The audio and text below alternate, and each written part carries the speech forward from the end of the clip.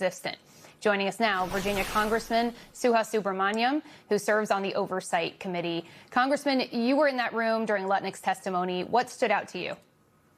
Well, first, it's amazing that Republicans didn't want to even videotape it, but now we know why. It's because Lutnick was dishonest with us and evasive with us once again, as he was with the American people. And we asked him point blank, you said you were never in the room with him again after the first time you met him, but we have pictures of you on his island with him. What is the reasoning for that, for why you said that? It would have been the easiest thing in the world to admit that he was dishonest, or maybe he didn't remember, but instead he doubled down. He said, well, I was in the room with him again with my wife, so that doesn't count as being in the room with him. And that just makes no sense to us. And I asked him, why did you go to his island? And he says he doesn't remember why he would travel all the way to Jeffrey Epstein's island. And he is confounded by the fact that he was even there. And he said Jeffrey Epstein was a disgusting person, and yet he brought his wife and kids with him to that island where so much sex trafficking happened and so many heinous crimes happened. And so he was dishonest with the American people, and he should resign.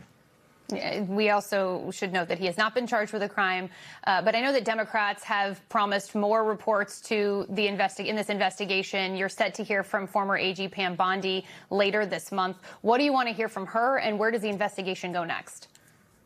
I asked one of the Epstein survivors what they wanted us to ask Pam Bondi, and the answer was, why are you hiding these things? What do they have on you to where you have to withhold the release of millions of files and protect sex traffickers? What's going on? What is the deal? And so we're going to ask her that question, and we're also going to ask her what changed from when she had a client list on her desk and was ready to release all the files to actually violating the law and violating congressional subpoenas asking for the release of the files. So there's a lot to ask Pam Bondi. She has a lot of answers. It doesn't matter that she's not AG anymore. She needs to testify to Congress as to why she did that, and that should be videotaped too. Congressman, I'm going to, while we have you, talk another topic, which is redistricting. Your state has been at the center of this battle. Virginia's Supreme Court struck down the Democrat-friendly map that voters had approved. There was also a more extreme idea floated by some of your colleagues to lower the age of retirement for Supreme Court justices in your state to force some turnover of the court, a better outcome for your party. Is that realistic? Is that something that you would support, given that the midterms are inching up on us? You know, at this point, given how close we are to primaries, it may not be realistic, but I would say that we need to fight the way Republicans fight. We need to be able to fight fire with fire, because right now Republicans across the South, across the country, are gerrymandering, trying to figure out a way to keep themselves in power, given how historically unpopular they are. So they're trying to rig the maps and rig the game, and we cannot sit here and be victims of that anymore. And so that's why we can't have anything off the table right now. I'll say that in Virginia, it's more realistic that we'll be doing it in 2028. And I know the General Assembly, it's really up to them. But I'll say that, we did everything we could, and the millions of voters spoke. And 4 Supreme Court justices in Virginia decided they knew better instead. And I believe it was politically motivated based on the decision. I want to get to the issue of affordability. I know yesterday you posted a video with the caption, what it's like to try to convince Republicans to care about the cost of living crisis. You're talking clearly to a brick wall there. Is that what it feels like? We're less than 6 months out of the midterms.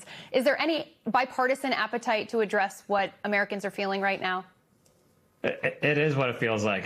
They keep saying affordability is a hoax. Then sometimes they'll say, oh, they care about affordability. And then they bring bills to the floor that just make the rich richer and take away benefits from the American people, or raise the cost of living for the American people. They perpetuate this war in Iran that's raising the cost of gasoline and raising the cost of all goods. And so we continue to see them pass policies and push policies to raise the costs on people, not lower them. And that's why I feel like I'm talking to a brick wall.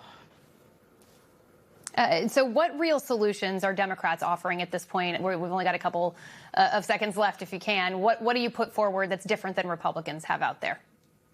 Let's talk about the things where people are hurting. Healthcare, for instance. We need to bring back the tax credits that were actually helping people afford their premiums and lower cost of care long term, and actually address affordability when it comes to prescription drug prices. You talk about a lot of industries where there's consolidation now, and there's monopolies who are setting the prices, and there's no regulations on them anymore. And many of them are friends with President Trump. They donate to his ballroom, and they're able to control their industry. And so we need to actually fix fix this monopolistic behavior and anti-consumer behavior and protect consumers, not hurt them. So there's a lot of things we can do. Many Democrats have done things and introduced bills, but they just don't move because Republicans are in power in Congress right now. Congressman Subramanyam, thanks as always for joining us. Thank you.